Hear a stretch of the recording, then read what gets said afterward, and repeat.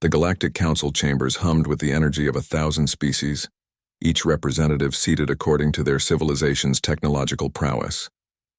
At the highest tier sat the Zephyrians with their quantum phase weapons, followed by the crystalline hegemony with their matter conversion technology.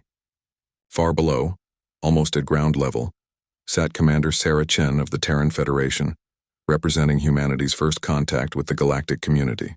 "Primitive chemical propulsion," scoffed Ambassador Kextar, his forearms gesturing dismissively at the holographic display of Earth's space fleet. Metal projectiles launched by controlled explosions. How quaint. The chamber erupted in harmonic laughter, a sound that translated poorly across species but carried universal mockery. Sarah maintained her composure, though her jaw tightened imperceptibly. "Honored representatives," she began, her voice cutting through the alien chatter. "Humanity requests membership in the Galactic Council and offers our technological contributions." "Contributions?" interrupted High Arbiter Velmoth, her crystalline form refracting the chamber's light into dancing rainbows. What could a species barely capable of faster-than-light travel possibly offer civilizations that have mastered dark energy manipulation? Sarah stood slowly, her simple military uniform a stark contrast to the exotic technologies adorning the other delegates. "Perhaps our perspective is different because we've had to be resourceful. We've learned to make the most of limited resources." "Limited indeed," muttered Chancellor Thrix of the Void Syndicate, his mechanical enhancements glowing with condescension. "Your computers still use silicon-based processors.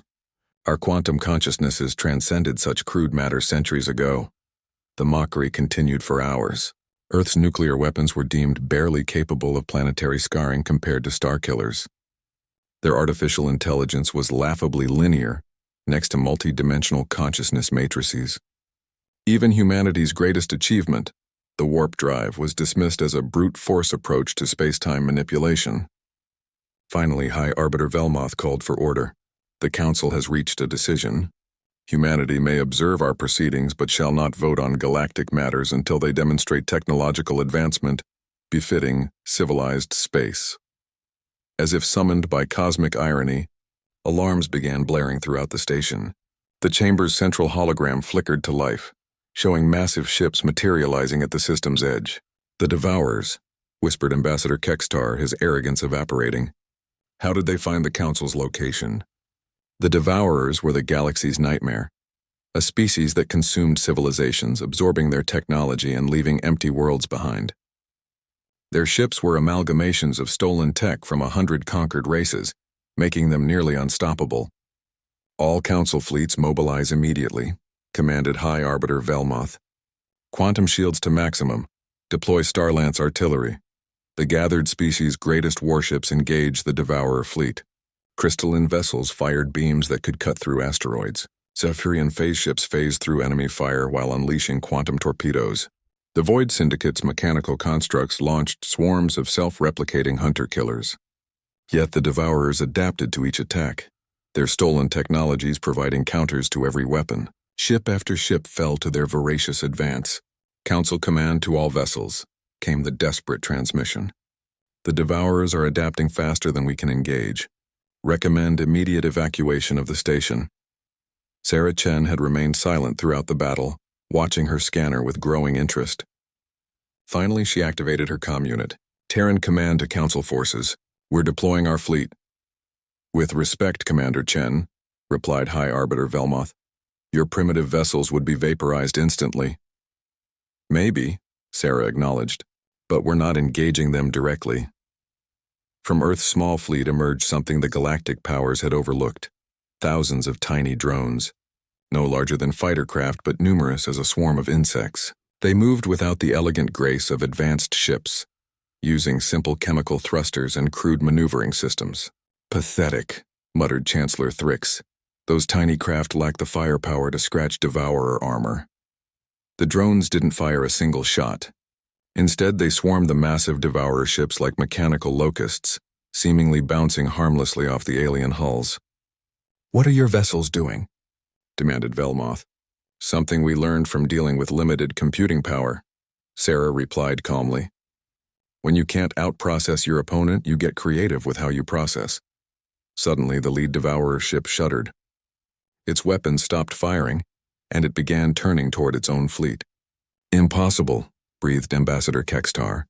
"You see," Sarah continued conversationally, "while you developed quantum consciousness and transcended crude matter, we kept working with primitive silicon chips. We got very, very good at making them talk to each other, and more importantly, we got good at making them talk to other computers, whether those computers wanted to talk or not." Another Devourer ship turned on its companions, its stolen weapons systems now under human control. Then another. The alien fleet that had adapted to every advanced weapon in the galaxy found itself defenseless against an attack vector none of them had considered. "Your drones are hacking them." Velmoth's voice carried disbelief.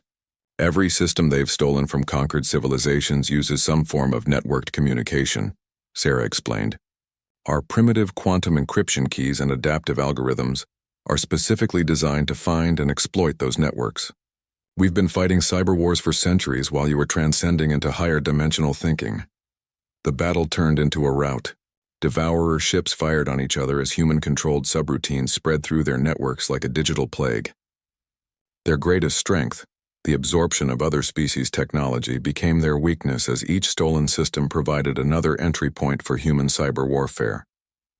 Within an hour, the Devourer fleet was either destroyed by friendly fire or drifting powerless, their crews trapped aboard ships that no longer responded to their commands. The council chambers fell silent as Sarah Chen's image appeared on the central hologram. "Honored representatives," she said, her tone unchanged from hours earlier. "Humanity renews its request for full council membership. We believe our technological perspective might prove valuable." High Arbiter Velmoth's crystalline form flickered, the equivalent of clearing her throat. "The motion for immediate Terran membership is unanimously approved." As cheers erupted from the human delegation, Sarah allowed herself a small smile. Sometimes the best technology wasn't the most advanced. Sometimes it was simply the most unexpected. In the depths of space, tiny human drones continued their work, methodically cataloging and securing Devourer technology. After all, it would be wasteful not to study such an interesting collection of galactic innovations. Humanity had always been good at making the most of available resources.